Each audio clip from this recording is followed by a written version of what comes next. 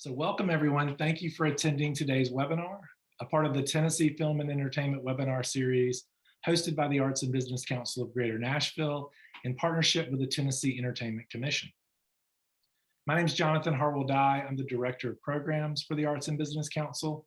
And we're a 501c3 nonprofit that provides business, education, resources, and opportunities to the creative community and connects the business community to the arts to foster workplace creativity and innovation while developing lifelong art supporters and participants. The Arts and Business Council's programs include monthly education seminars and webinars like the one you're attending now, as well as Periscope Artist Entrepreneur Training and Rural Artist Development, Arts Board Matching, Creative Exchange, and the Volunteer Lawyers and Professionals for the Arts, or VLPA for short, which serves the entire state of Tennessee. VLPA is a referral service for pro bono legal and professional assistance for income qualified artists and arts organizations. And some of our programs with VLPA include monthly Black-owned small business and nonprofit legal clinics with the Bradley Law Firm here in Nashville, sponsored by Bank of America and the Tennessee Bar Foundation. We also host quarterly pro bono legal clinics for artists, musicians, and creatives, and you can learn about all these programs and much more on our website, abcnashville.org.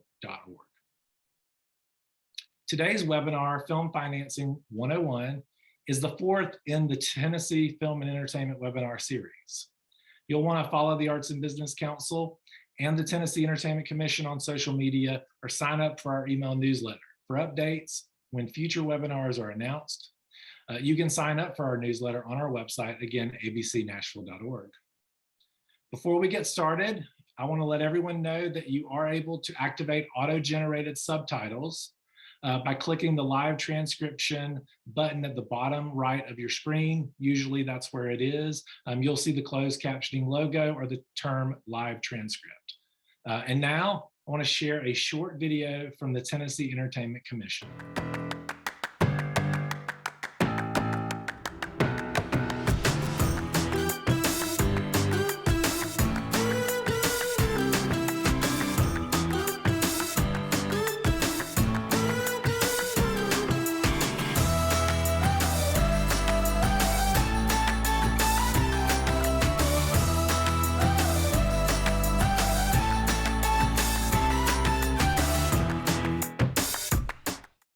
So that's $6 billion in economic impact, 6 billion with a B. It's an incredible number. And I just want to recognize and thank the Tennessee Entertainment Commission for supporting, maintaining, and growing that impact in the state through programs like today with our Film Finance webinar. But with that, I'm excited to introduce you to today's speaker. William Lowry has 20 years of experience as a consultant and sales agent in the global entertainment space. He's the founder and chief operator of Brigade Media Capital, as well as the sitting chairman of the Tennessee State Entertainment Commission. Brigade has offices in Nashville, Austin, and Atlanta, and lists venture capital advisement and creative marketing services in its suite of services. BMC financed 3 feature films in 2021 and owns or consults on a roster of entertainment ventures that include Blockchain Creative Labs, Five Stone Studios, Farm Journal, and A to Z Sports Network. He recently brought music icon Dolly Parton, we all love Dolly, to South by Southwest to promote the launch of her new book, Run Rose Red, co-authored by James Patterson. Prior to founding BMC, he was the sole Nashville-based senior associate for Endeavor, which is the parent company of William Morris and IMG. And he's a graduate of Vanderbilt University, where he earned a bachelor's degree in communications and was a varsity football letterman. It's my pleasure to welcome William Lowry. Wow, that was quite a bit. I apologize for that. Thank you, Jonathan. You actually, I think you lost me at did you say $6 or $8 billion? You lost me at $6 billion. The B word is not a number we throw around very frequently. So I think I'm still shell-shocked from that. But yeah, very proud of that commission and proud of their sponsorship of this webinar series and thankful to you and the Arts and Business Council of Greater Nashville for having me. Did we find out if anyone else from the commission was on? Is Bob or Hisela here? I just want to give them a moment to say hello. If not, I'm going to give them 1, 2, 3 seconds. They're not on. So, so that's just me. So thanks for having me aboard. What can I do for you? Well, film finance, right? Big movies, little movies. I think just start by telling us the difference between, studio movies, independent movies, and how those get made. Yeah, sure.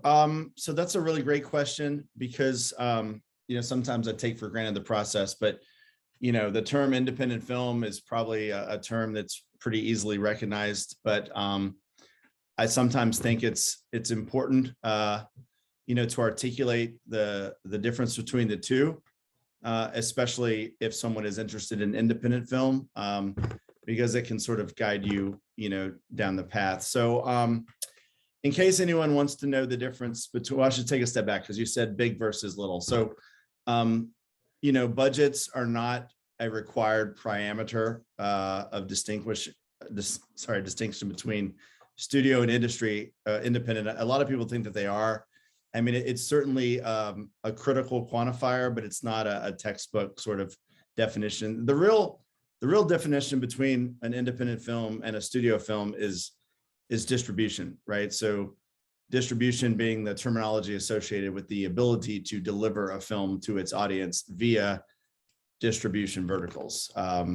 That could be a theatrical experience where you pay a ticket and go to the theater.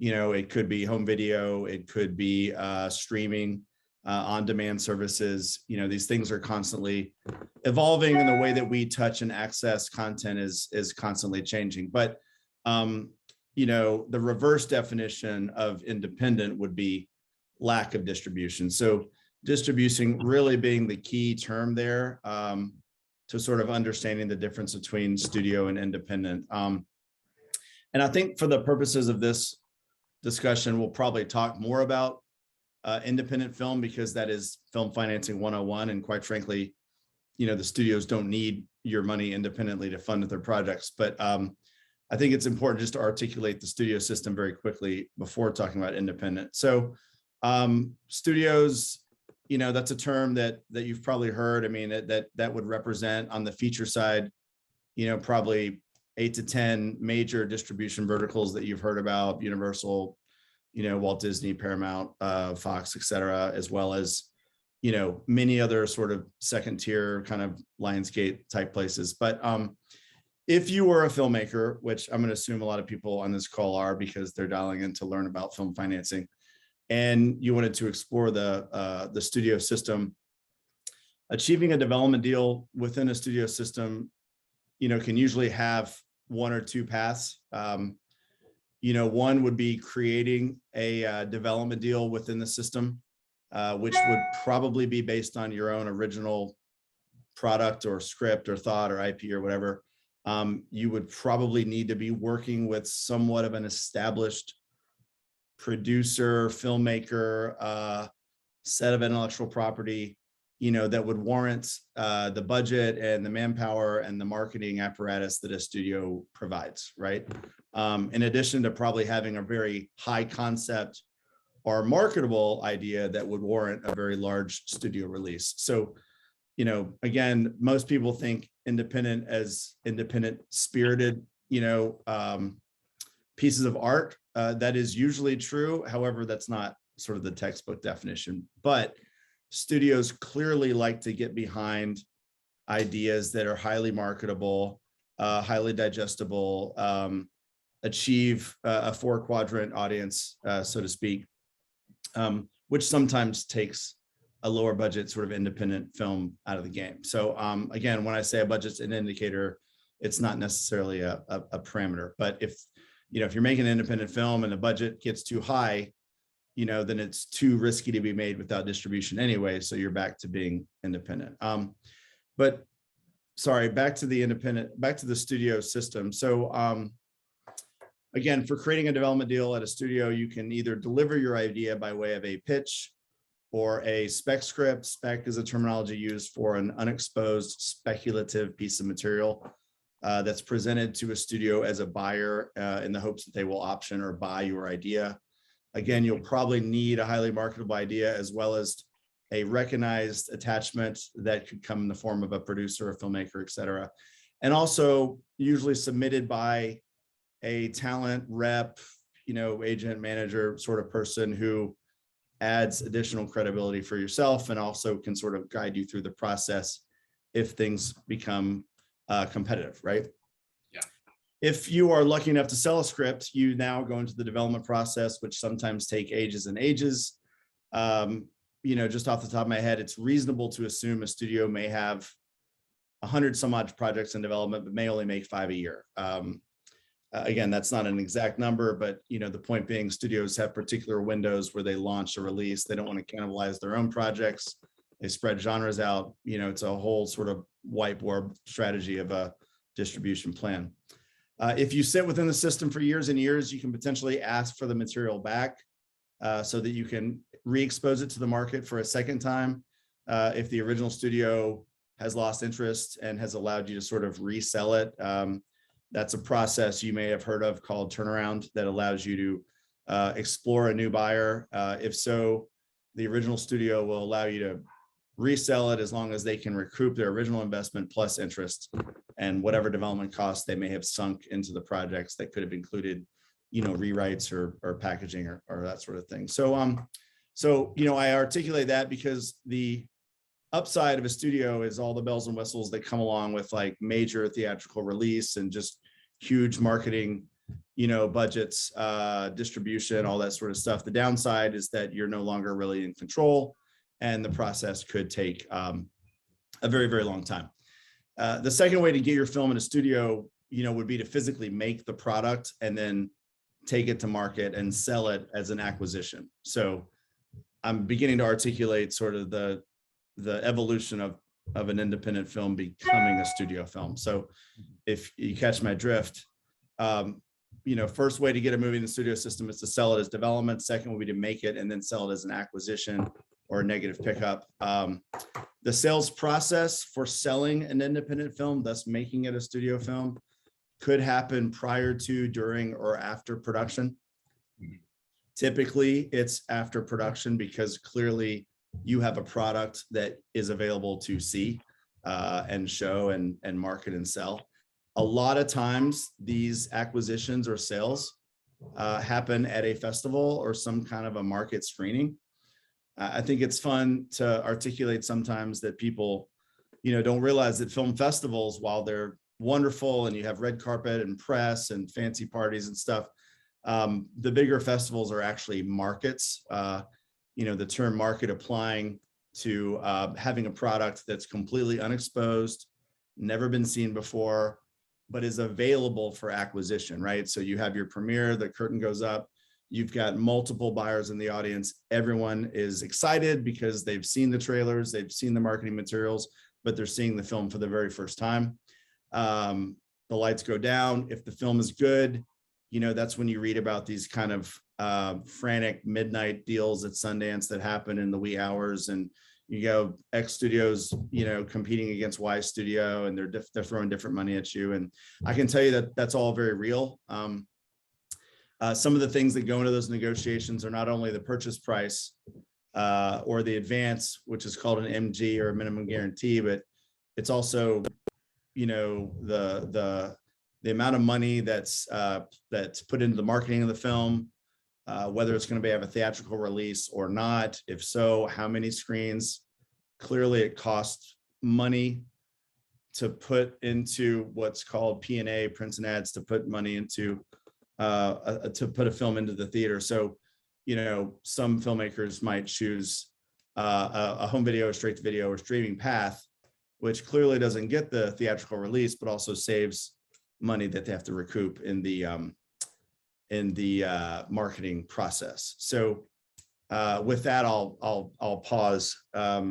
That's my sort of 10-second version on the studio system, and now we can jump into independent whenever you're ready, Jonathan. Well, yeah, exactly. Yeah, absolutely. Because that's one of the most frequent questions we get, is really simply, how do I get my film made? Or better yet, what are the steps to getting an independent film funded? Can you speak to that for a little while? Yeah, sure. I figure this was probably the more the meat of the conversation. considering this is film finance and I enjoy talking about it. So I generally like to fall back to answer that question by illustrating that there's arguably 4 basic components to financing an independent film.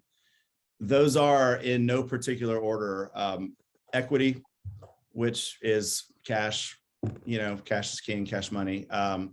Tax credits, which we'll cover in a second. I'm sure most people are aware of that apparatus. Foreign sales or any type of pre-sales, and then debt. Debt being essentially taking on a loan with interest, usually from a bank. So I can, walk through those a little bit more in detail. I mean, I think that they're pretty self-explanatory. And like I said, not only are they in no particular order, but I like to sort of advise that those 4 key components be manipulated in a way that, hopefully if you have 3 or maybe even 2 of the 4, then you can usually get the next 2, right? So there's a whole strategy behind that. I mean, it's very much a chicken and the egg process, which is extraordinarily frustrating for anyone trying to raise capital.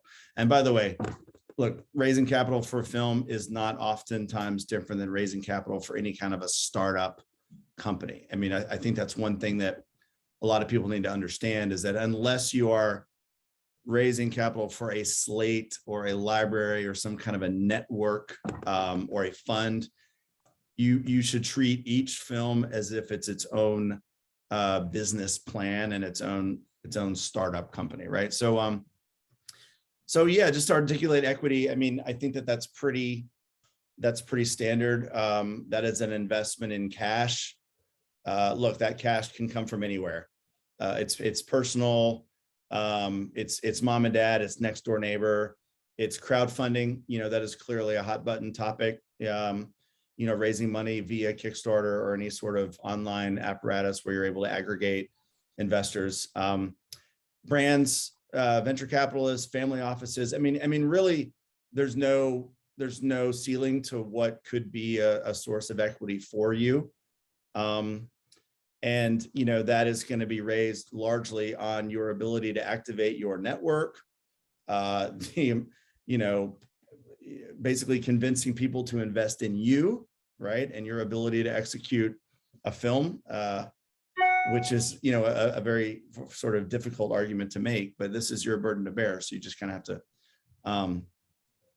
have to go with it. So yeah, I mean, essentially cash can come from anywhere. So, before we kind of go a little bit further than that, I think the next bucket that I referenced was tax credits, right? So yeah, most filmmakers are probably aware of what that means.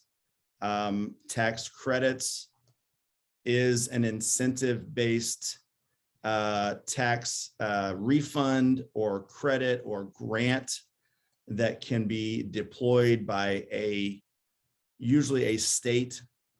It could also be a county or a country. It could be a county or a city.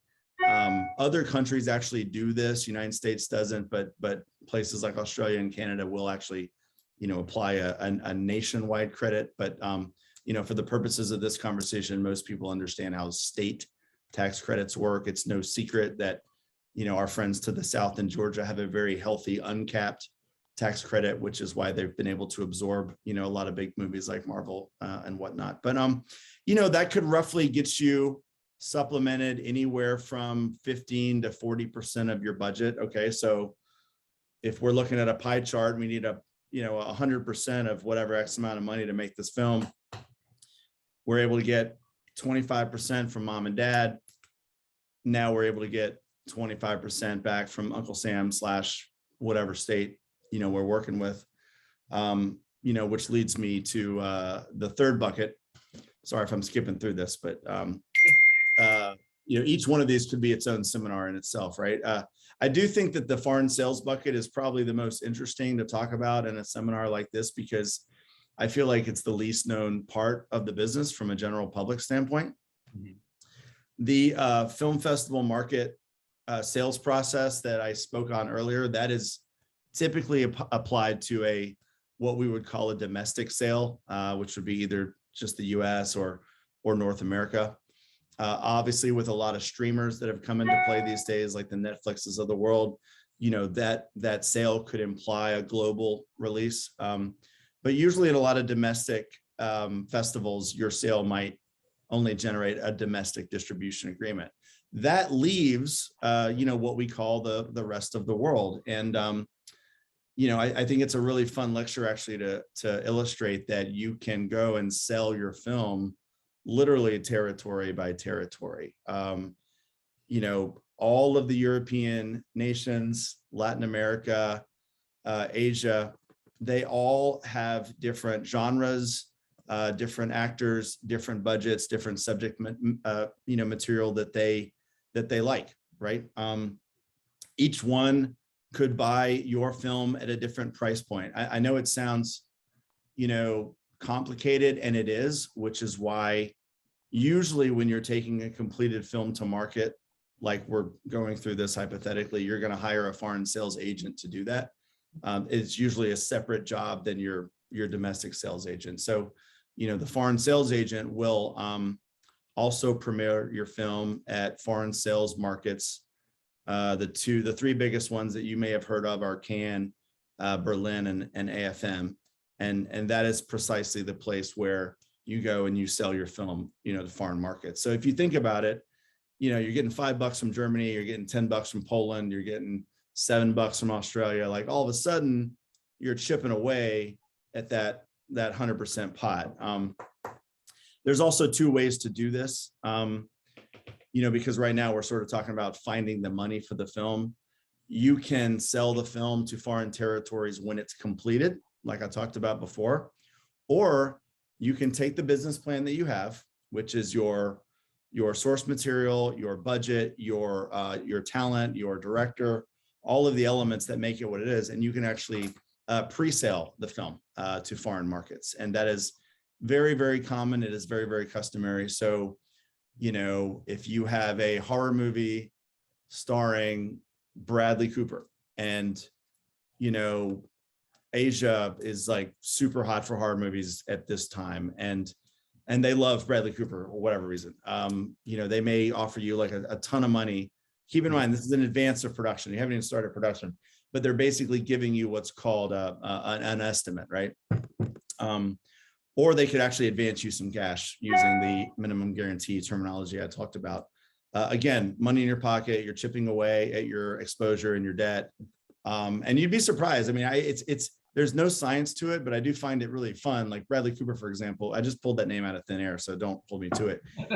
He may mean like a ton of money in Norway, but mean like zero money in Denmark. And it's super bizarre. They fluctuate, stars come and go, trends, genres, geopolitical things, like whatever. So anyway, it's quite a complicated process, but I think it is important for this discussion to understand that you can take your package to the market prior to production. You could get 10 to 20 to 50% of your budget based on foreign sales alone. You can also take those estimates if they are provided to you by a reputable foreign sales company. Sorry. I'll do that. And you can put that into your business plan to take to a bank.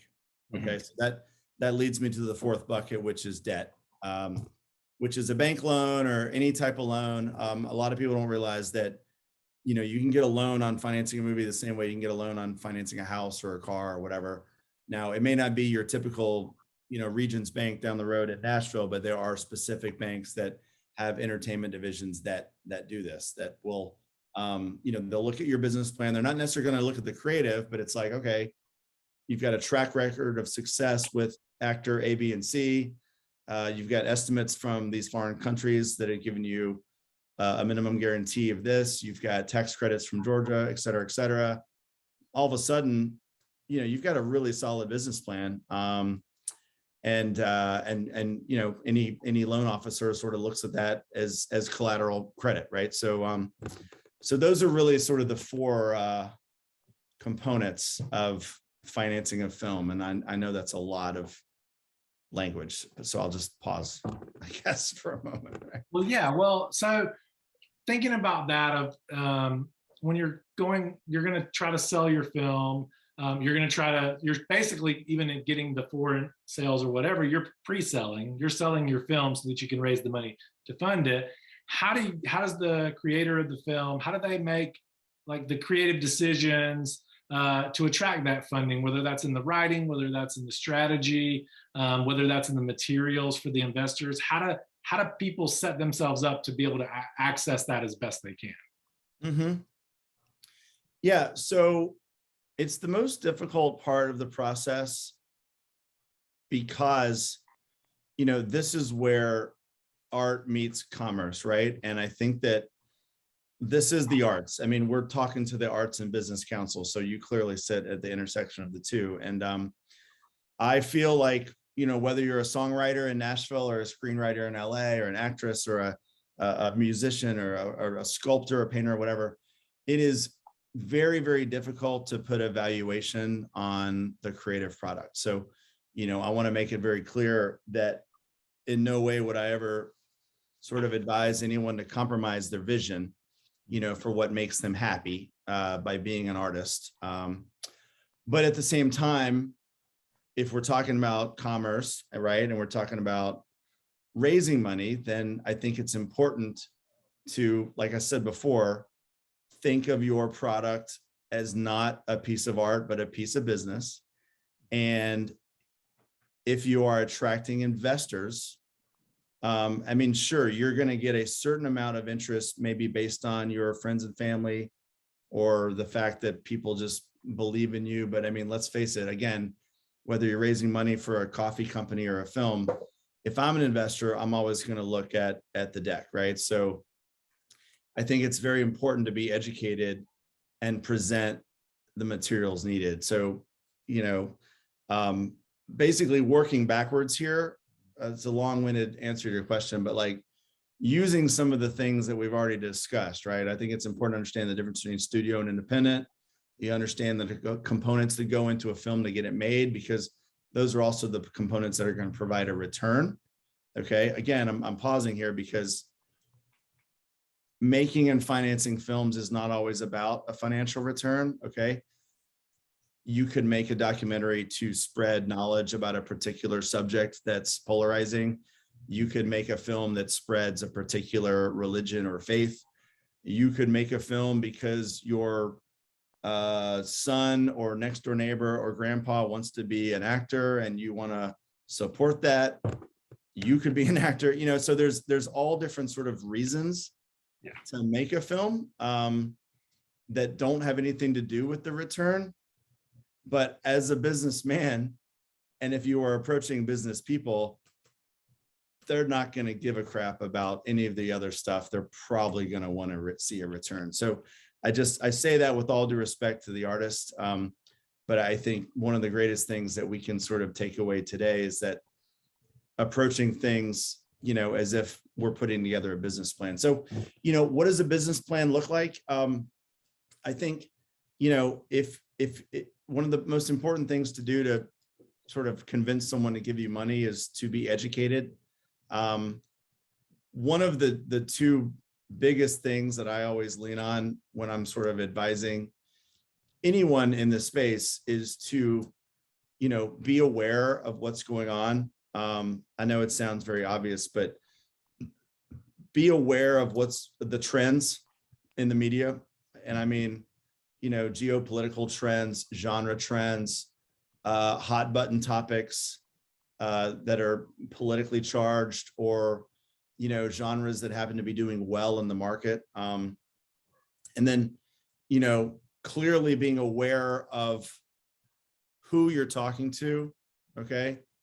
How do I put this? I guess it's a long-winded way of saying, like, you can read all the film school books in the world and you can be the best writer, but unless you put yourself in a position to pitch the right product to the right person, you're probably not going to be successful. So watching the news, watching the award shows, finding out who's buying what and when, and what things are successful and what things are failures is really critical, not only to take advantage of the market, but just present yourself as an informed educated entrepreneur. I mean, it's really pretty simple no matter what, business you're in. The second thing I lean into very much is networking. I mean, look, the fact that anyone here who took the time today to dial into this webinar, you're doing exactly what you need to do. Not that I'm the foremost authority on any of this sort of stuff, but I am somebody, and I'm here,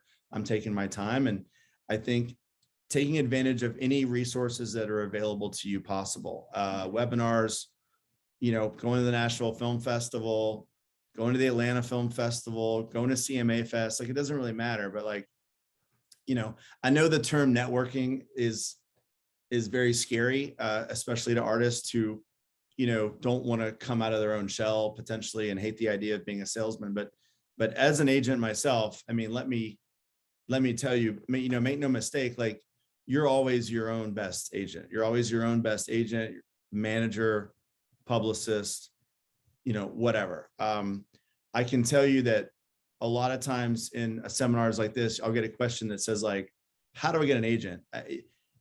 Everyone hates that question. The fact is, if you're asking it, you're probably not ready for one, because the cold hard fact would be like, you need to be generating income because agents work on commission. So they're not going to take commission on zero, right? So that's sort of the cold hard fact. So you need to put yourself in a position to succeed by aligning yourself with whatever tools and resources you have. And I'm telling you that my two favorite resources are just information, being educated on what's going on in the world, and then finding people who can help you. Maybe that's a better way of describing networking. Oftentimes, networking and generating and cultivating relationships comes by way of not asking for help, but giving help. It's just like this call today. I'm donating my time, and maybe I'm lucky enough in a year from now, I need something from one of you, and one of you gives it back to me. You know what I mean? I mean, that is the absolute best way to generate and cultivate relationships. So, those are sort of my two biggest pieces of advice. In terms of diving a little bit deeper into being prepared as a producer or a writer, again, without advising you to compromise, your vision, I think that if you want to sell something that people will buy, and in the business of films will ultimately buy again and again and again by way of stream downloads and ticket sales and all that sort of stuff, you should reverse engineer your thinking from, I really want people to see my movie, to, I want to make a movie that people want to see, if that makes sense. So again, you're free to go do whatever you want. Enjoy being an artist. That's awesome. But I'm going to repeat myself, like switch your thinking from make people agree with me to give the people what they want. And, what do people want right now? Apparently we want Jurassic Park and Top Gun, right? Like, I'm not saying you need to go write that, but being aware that those films make money is something, that's very smart of you. That obviously goes against my definition of independent film versus studio, because we're not making Top Gun independently, clearly. But, earlier today, I used that term 4 quadrant. That generally refers to, on one side, you've got men, and one side you've got females, and the age of 25 sort of draws a line in the middle. You could make an argument that a film like Book Club, which I was a part of a few years ago, might have skewed older, women over 25, right? So it's like one quadrant. You could argue, I mean, it's going to sound sexist, I'm not even sure, like The Expendables with Sylvester Stallone. Maybe that skews more men under 25. I don't know. But then you look at like a Jurassic Park, it's like right down the middle. You know what I mean? So a lot of people look at that as a very simple sort of chart, and the term's called 4 quadrant. I also used a term earlier called high concept. That generally refers to conceptually a film that can be pitched and digested very easily in a log line alone. So how do I put this? Christopher Nolan movies are the opposite of high concepts. Adam Sandler body switching 50 First Dates movies are right in the sweet spot of high concept. I also think it's important to understand how genres trend globally. One of the most interesting things I like to point out to people is that, and it's like the light bulb goes off when they hear this, but like American comedies usually don't travel globally.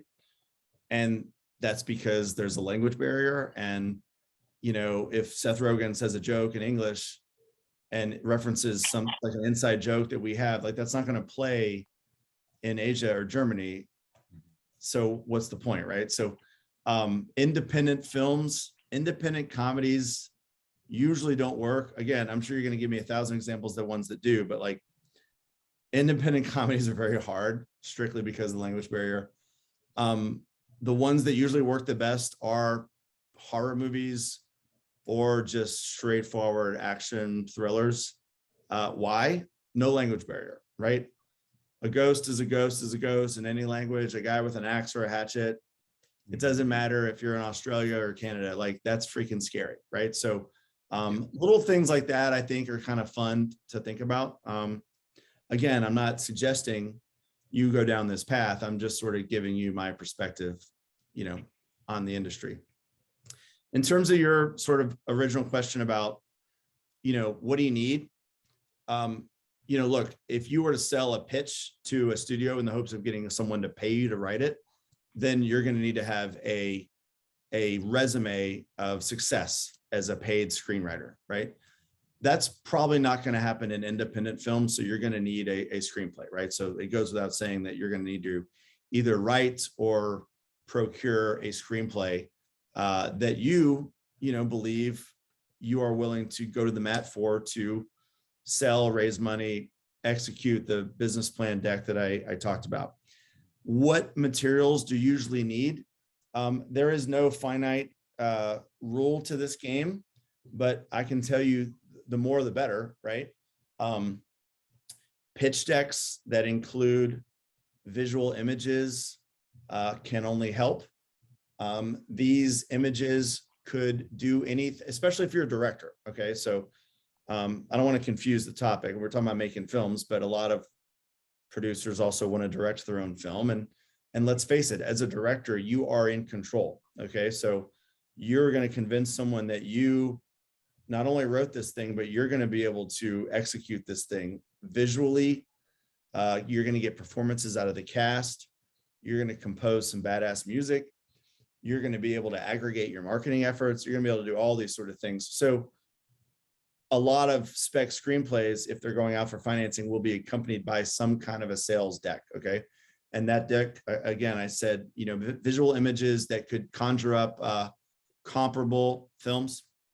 You know, like if I'm pitching a low budget horror movie, you may want to not only create a deck that's visually compelling, but you might want to provide comparable images like The Ring or The Grudge or whatever is hot right now. It's also customary to potentially, if you have cast attached, you put them in there, you put their bios in there, you put their photos in there. If you don't have cast attached, sometimes there could be sort of a wish list sort of you know, sheet that basically provides a little bit of a lens on what you're talking about, races, ages, all these sort of things. What else? Obviously, any kind of a bio that you have for yourself, as well as the other producers attached.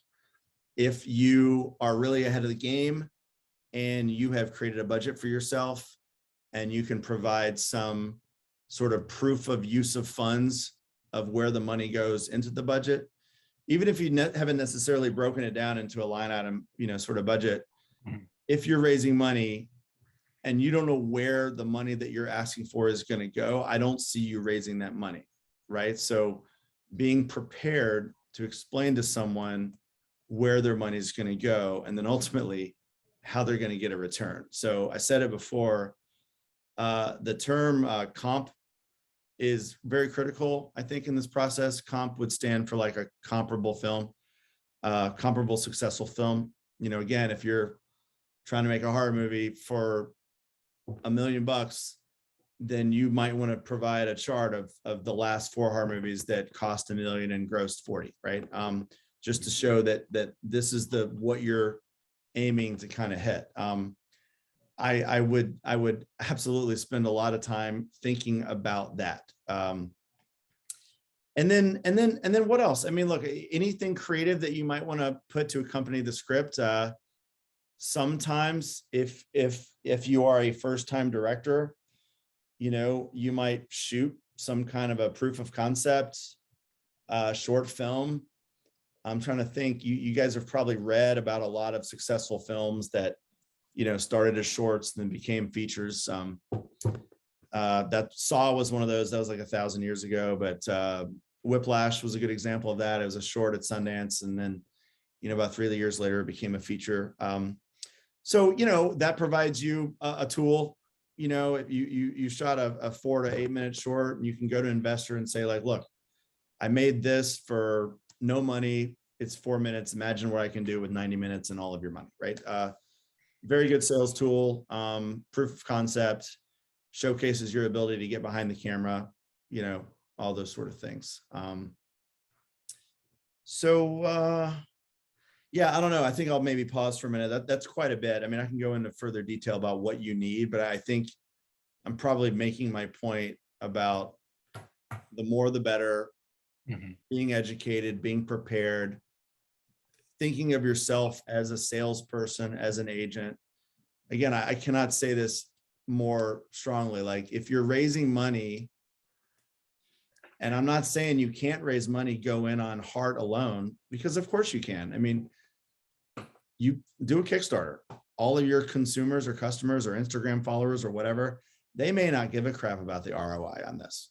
But I know if I was an investor, or if I was managing a fund or a brand or any sort of institutional family office, I'd want to know that you were really buttoned up. And maybe you don't need it, but I think that better to be safe than sorry. So, that's kind of my lecture on being prepared, I guess. No, I think that's all really, really great information. You touched on a moment ago, you were talking about that there are some banks that have entertainment divisions and will do this. For people that are trying to raise that money, what are the sources, or how do they get in front of those sources for funding? Because I've seen that question a lot, is like, well, how do they get in front of those people, or where do they go to find the information about these banks that do this, or where does that research start? Maybe is a good question. Yeah.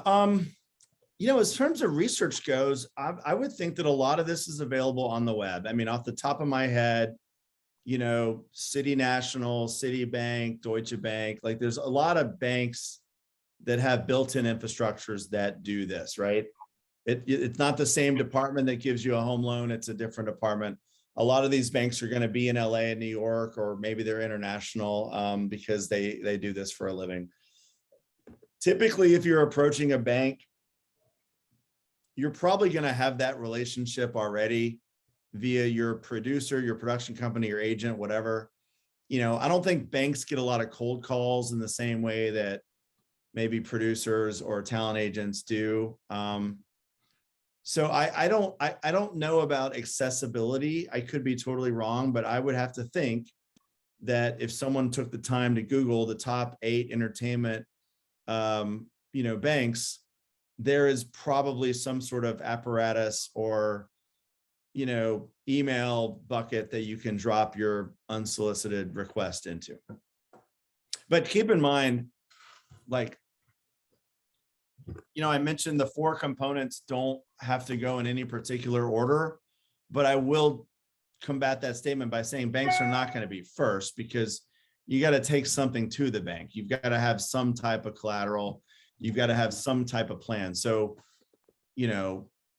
they're not the first step. You're going to need to have sales. You're going to need to have cash. You're going to need to have tax credits. You're going to need to have something first. If you go to a bank with nothing, they're going to say, come back to us when you have something. So it's usually not the first step. That makes sense for sure. So we talked about the festival circuit and taking films to festivals. And so one question I might ask is, can you build that into a budget to do that work, to go out and try to sell the film? Like, does that get built into a budget, or is that something you have to finance on your own, or is that part of that process, or does that just depend?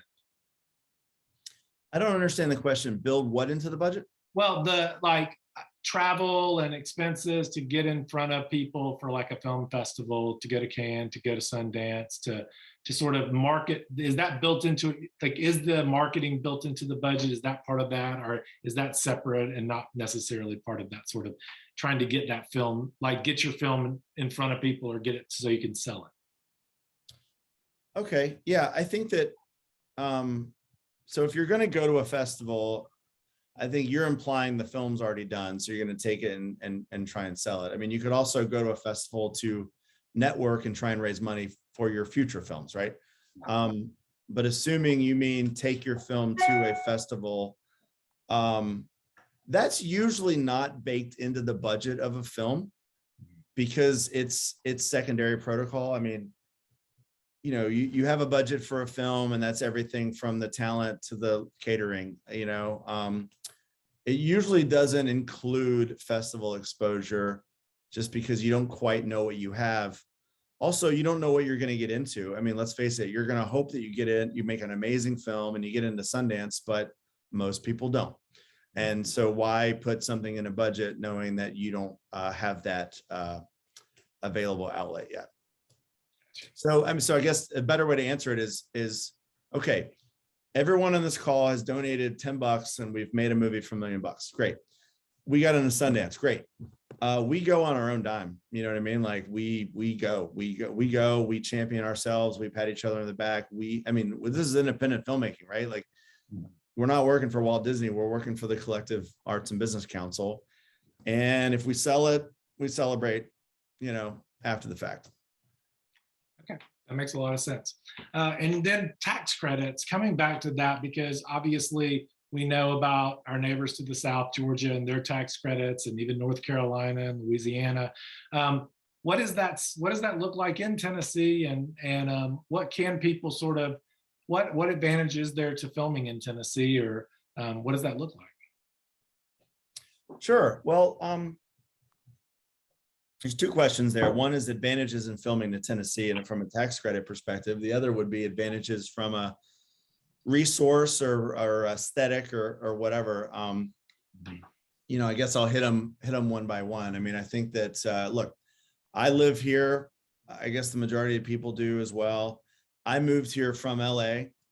I am very happy here. I'm a resident. I pay taxes. You know, right now we're at an interesting place politically where a lot of people are leaving the major cities and coming inland. Nashville happens to be an incredibly attractive market. I mean, that video that you showed, that's a great video. We have a beautiful city. It's getting more expensive, but our cost of living is still relatively low. Our quality of life is still very high. We have enormous economic resources that are beginning to take shape here. Big corporate entities, AllianceBernstein, Oracle, et cetera, moving here, creating jobs, creating opportunity, creating wealth, more entrepreneurs, more investors, blah, blah, blah. That's sort of my PSA, you know, for the state. Obviously, this is Nashville. This is Music City, USA. We have amazing content creators. We have, you know, amazing singers, songwriters. We do have a couple networks here. We have production resources. But it is a very creative place and it is a very friendly place. So, you know, I could go on and on about waving the flag for Tennessee and telling someone in California how great it is. On the incentive side, so there are two, you know, different buckets that are accessible and they do change. So, you know, don't hold me to it if I get my numbers completely wrong, but we have a grant. Okay. So we have a tax credit in the form of a grant. You have to spend at least $200,000, I believe, in a qualified Tennessee spend, either per film or per episode. And you're eligible for a cash rebate in the form of a 25% grant. That is pretty straightforward. You know, you apply for it, right? And that is available to you, subject to checking off a lot of different boxes and subject to the Entertainment Commission reviewing it and all that sort of stuff. I will say our state is relatively unique in that we won't incentivize anything. And when I say anything, I mean genres. You know, this is the South, regardless of where you sit. You know, there are certain things politically that you know, we're not going to get behind, and I'm talking about maybe like something overtly erotic or sexual, or you know, maybe extraordinarily gruesome and graphic. Like we're not going to do things like that. Other states will just take anything, regardless of the genre or whatever. I do think I give us some credit for being somewhat like looking at things to make sure that it speaks to Tennessee in a good light, right? So so we do have that grant, and then you know, we have a recent F&E tax program that passed in April, and that's very exciting. You know, it's up to a 40% payroll expense or payroll reimbursement for both above and below the line, you know, payroll expenses. I'm told it can actually be enhanced another 10% if the qualified payroll expense is in an economically distressed area. I'm not quite sure where exactly that is, but one of the things that's unique about that is that it's above and below the line. So if you heard me say that, above the line means talent. Okay, so we'd actually be getting a tax break on the salaries that we pay the directors and the actors, as well as our crew here. So those are two things that Tennessee has that is available to you. And yeah, I think that, you know, Tennessee, another, you know, we are in a great place where we are trying very hard to increase the economic impact of the state. You know, ideally, you know, we're not as excited about like a big Hollywood company coming in, you know, spending money and then leaving. In an ideal situation, we're building a bedrock of talented crew that can exist, you know, for generations to come. We are lacking in the crew base area. It's not a secret. Feel free to call me a jerk by saying that. It's just a fact. I mean, we can probably take on about 2 movies at a time. That's about it, you know, maybe 2 movies in a TV show. we just don't have the generational crew base that a lot of other places do.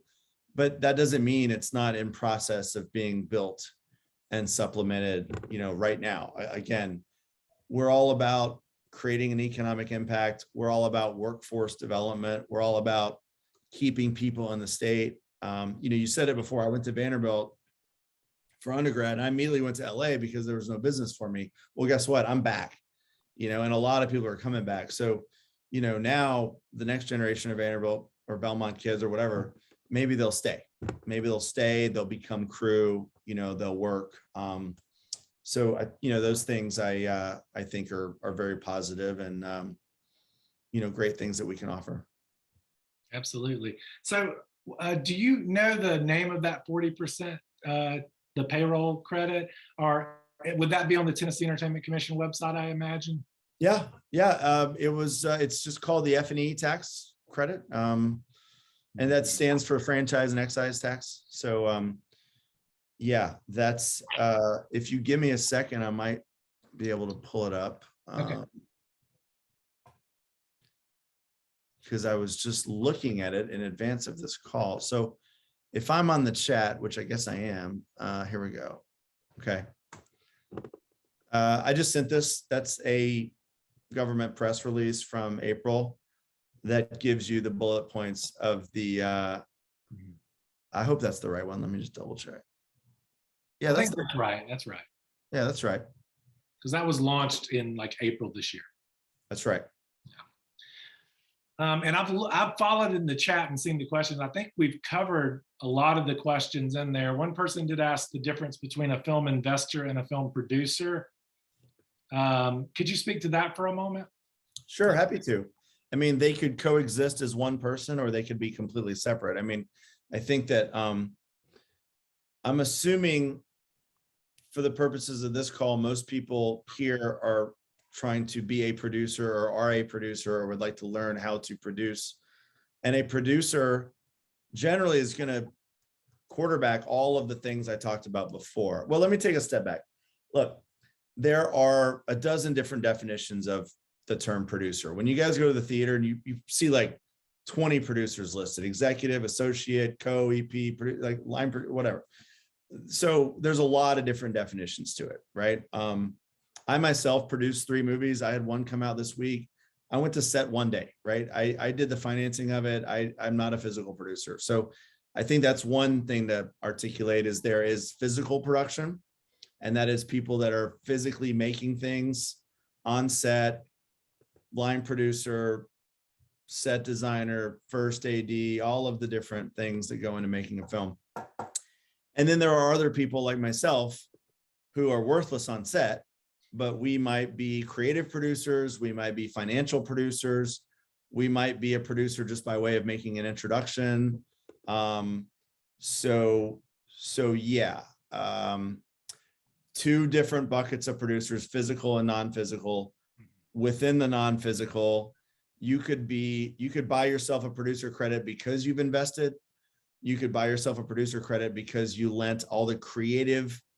You could be a producer because you lent the intellectual property.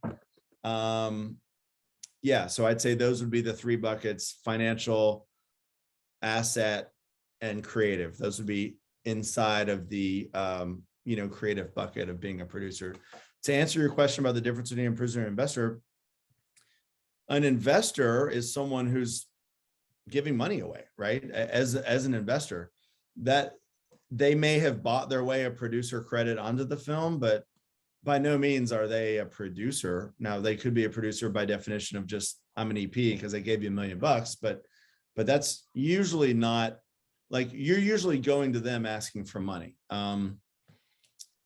A producer could clearly be an investor if, let's say, I'm producing a movie and I've invested $1 million in my own money or my mom and dad's money, but I'm coming to you, Jonathan, because I want more money. So, I could be both an investor and a producer, but yeah, typically 2 completely different,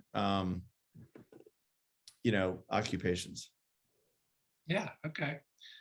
One thing I want to ask about, because we've talked about this, like the friends and family, and like you just mentioned, the parents' money. There are a lot of people that, they may not have access to that money. Are there other sort of grants? I've seen questions in the chat about fellowships. Are there things that sort of incubate people to help them get started? Are there any sort of programs out there like that? I'm not aware of any, but I wondered if you knew of anything like that.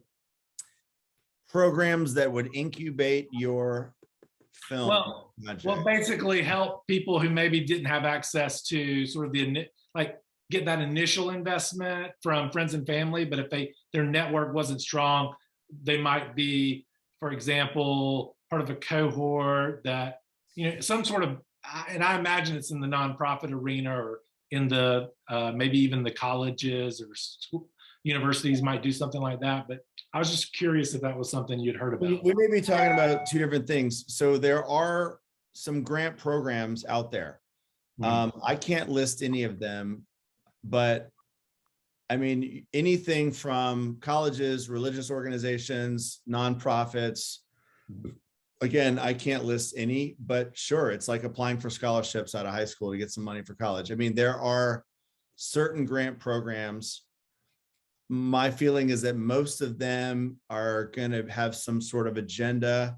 They're going to want to back you because you're making a documentary about, some political sort of field or education or faith or something like that. Yeah. So sure. I mean, I would just say, get creative. I actually discovered one in Tennessee recently. There was some grant for underprivileged kids that wanted to do musical theater, right? I mean, it's super random and super obscure, and I can't really even speak to it. As far as like organizations that may incubate your ideas, I mean, I think what you're sort of talking about is what a production company would do, right? So you know, if you're not at the level of a producer, then you may need to partner up with someone who can, right? And you're going to dilute your own profit participation pool. But if you're partnering up with someone who's going to be able to do all the things that you can't do, then that would be very, very valuable. I would bet that there's some accelerators and incubators out there, but I'm not sure what they are. I mean, obviously the Entrepreneur Center here does that, but I mean, most of the companies I know in that program are sort of tech or healthcare or music or whatever. You know, the film tends to be a little bit different because it is a creative product. Yeah, I mean, in terms of resources, I mean, I don't know how else to say it. It's like, it's reading books, it's taking classes, it's doing webinars like this. There is a science to it, but there's also no rules at all, you know? Awesome. So I guess my last question to you, William, would be, what would your advice be to someone if you could only give them one piece of advice? Like, what's the sort of the most important thing, or the most important thing they should walk away from today's webinar focused on or thinking about, kind of leaving today, basically? Well, I don't know. I mean, I'd take more than one, you know. I don't know. I mean, I would kind of like mentally recap what I talked about, which, you know, isn't perfect, but going over some of the bullet points, I very much stand behind being aware, okay, and being prepared, being informed and aware, and putting yourself in a position to succeed. So if you happen to be at the Nashville Film Festival and you find yourself in an elevator or at the after party with a producer that is someone you look up to or happens to have just made a very successful thing, then take advantage of that moment. You know, be aware of what his thing was, and then pitch that person something appropriate, right? You know, don't pitch a comedy the weekend after a comedy just tanked, right? Like, you know, don't pitch a politically charged idea in a climate that won't support that. I mean, you know, I probably wouldn't take out a project that had a Russian hero in it right now, you know. I'm just spitballing here. Be aware of the world around you. And be aware of the world around you with how it's specifically, you know, you're not going to attach Will Smith to a script a week after the Oscars, right? Like, just pay attention to what's going on and make strategic decisions that add value. And then when you put yourself in a position to take advantage of having that moment, take it, right? And be prepared and be appropriate, right? Don't pitch someone the wrong thing at the wrong time.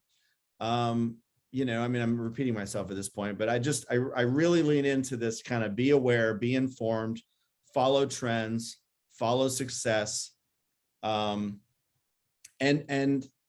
you know, this goes against what a lot of people learn in film school, but I also just, a big takeaway is, think of yourself as a business person and as a salesperson, okay? It's uncomfortable to think about, it's out of your comfort zone, it sounds salesy, it sounds cheesy, but guess what? Like you have to sell your own product. I mean, that's what this whole seminar is about, right? Like, yeah, the seminar is, how do I get my movie financed? Well, you sell yourself. You go buy someone a beer and tell them that you are an amazing filmmaker that's going to create a return for them. And if you seduce me, I'm like, here's my money. You know, I mean, it's that simple. And in order to do that, you can either stand by your creative vision alone and convince someone that you're the next, you know, Sophia Coppola or whatever, or you can say like, no, I'm pretty buttoned up. Like, I've cast based on, you know, my foreign sales projections. I've talked to the state of Tennessee. You know, I have a relationship with my bank. Like I got all my shit taken care of, you know. I know that's what I would like to hear.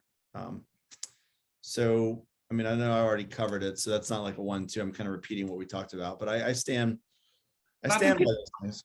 I think that's worth repeating, because you've got to have the creative and you've got to be able to stand behind your vision, but you've also got to be able to show the return you're going to bring to somebody.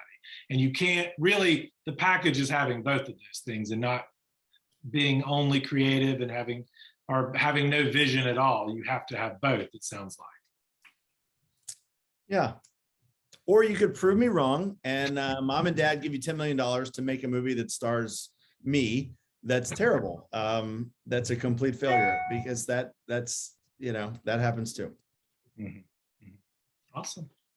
Well, William, thank you so much. Thank you for taking the time to speak with us today.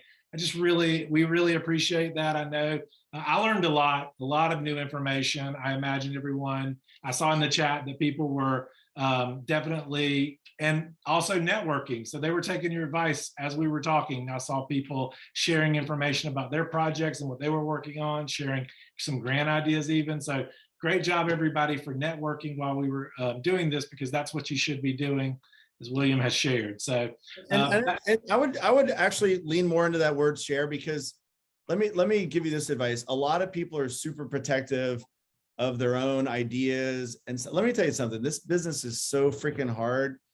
Share your ideas, collaborate, ask for help, give help.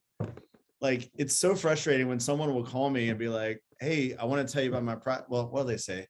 They're like, well, I can't tell you about it. I'm like, okay, well, I'm sort of the person you're supposed to tell about it.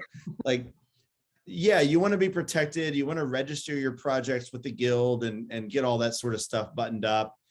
Look, if you have a track record of submissions via emails or whatever, I know that a lot of people read horror stories about people stealing their ideas and stuff, but like, that may be the case. I mean, didn't someone just sue, like literally someone just sued Paramount for stealing their idea for Top Gun in like 1985, but they just sued it like this week, right?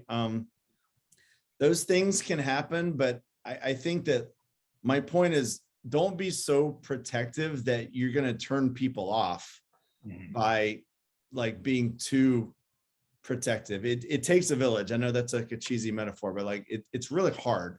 So offer to help and ask for help. If you haven't done so already, everyone, follow the Tennessee Entertainment Commission online, follow us on social media at the Arts and Business Council, sign up for our newsletters. We're going to announce more webinars in this series very soon, so we'll keep you posted on that. Also, I'm going to share in a moment in the chat a link so you can take a satisfaction survey about this webinar and tell us how we did today, give us feedback, suggest topics for future webinars and things like that. So I'll drop that into the chat in just a moment. But aside from that, I just want to thank everybody again for being here. Thank you, William. It's been wonderful. It's been a great conversation, and I've learned a ton, and I think everyone else has too. So thank you. Thank you, everyone. Have a great weekend.